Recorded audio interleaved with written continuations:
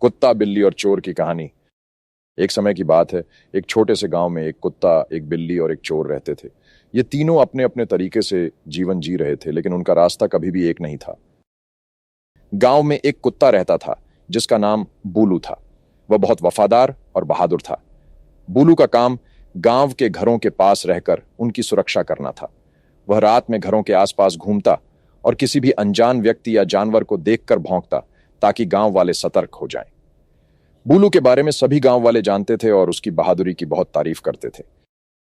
बूलू की आंखों में हमेशा एक विशेष चमक थी और वह किसी भी खतरे से बिना डरे लड़ने के लिए तैयार रहता।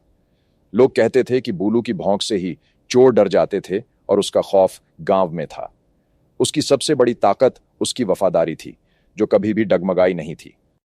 बूलू के विपरीत गांव में एक बिल्ली भी रहती थी जिसका नाम मिंटू था। मिंटू बहुत ही चालाक और चतुर थी। वह हमेशा अपने पैरों में हलचल करती हुई घरों के आसपास घूमती रहती थी। उसका काम था घरों में घुसकर चूहे पकड़ना और घर की सफाई करना। मिंटू की आंखों में एक खास चमक थी और वह हमेशा सतर्क रहती थी। उसे कभी भी किसी पर भरोसा नहीं था, क्योंकि वह जानती थी कि किसी भी अनजान चीज में खतरा छुपा हो सकता है। मिंटू ने कभी किसी से दोस्ती नहीं की थी, क्योंकि उसे अपने स्वार्थ से ज्यादा किसी और चीज की चिंता नहीं थी।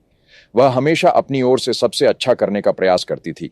गांव वाले उसे थोड़ा डरते थे, लेकिन उसकी चतुराई और फुर्ती के कारण लोग उसके बारे में बुरा नहीं सोचते थे। वह अपनी हद में रहकर सबका काम करती थी और खुद की दुनिया में खुश रहती थी।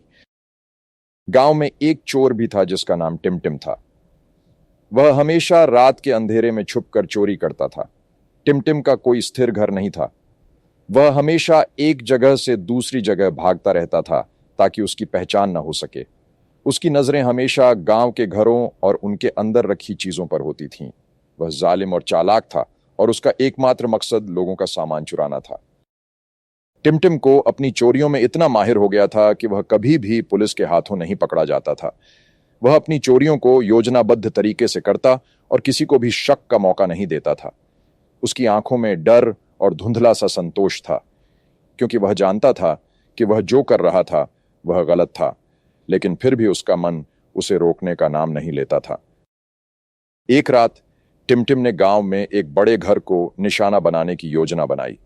यह घर गांव के सबसे अमीर व्यक्ति रामू के नाम था। रामू का घर बहुत बड़ा था और उसमें कीमती सामान भरा हुआ था। टिमटिम ने सोचा कि यह मौका उसे बार बार नहीं मिलेगा, इसलिए उसने रात के अंधेरे में चोरी करने का निश्चय किया। लेकिन बूलू और मिंटू दोनों की नजर भी उस घर पर थी। बूलू, जो गांव के हर हिस्से में घूमता था, उसने टिमटिम को देख लिया था। वह समझ गया कि कुछ गड़बड़ है।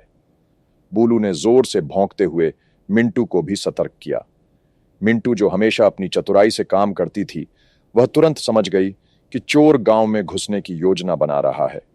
मिंटू ने अपनी सूंघने की शक्ति से घर के अंदर और बाहर का जायजा लिया और पाया कि टिमटिम घर के पास था। अब दोनों की आंखों में एक ही उद्देश्य था, गांव और उसके घरों की सुरक्षा। बूलू ने पहले तो टिमटिम को डराने की कोशिश की, लेकिन टिमटिम इतना शातिर था कि वह कभी भी बूलू से नहीं डरता था। मिंटू ने अपनी चतुराई से एक और तरीका निकाला। उसने चुपके से बूलू को इशारा किया कि वह टिमटिम के पीछे जाए और उसका ध्यान भटकाए। मिंटू खुद घर के भीतर चली गई और रामू को जागकर स्थिति के बारे में बताने के लिए दौड़ पड़ी। रामू ने मिंटू की बातों को सुना और तुरंत अपने घर की सुरक्षा बढ़ाई। उसने ताला चेक किया और खिड़कियां बंद कर दी।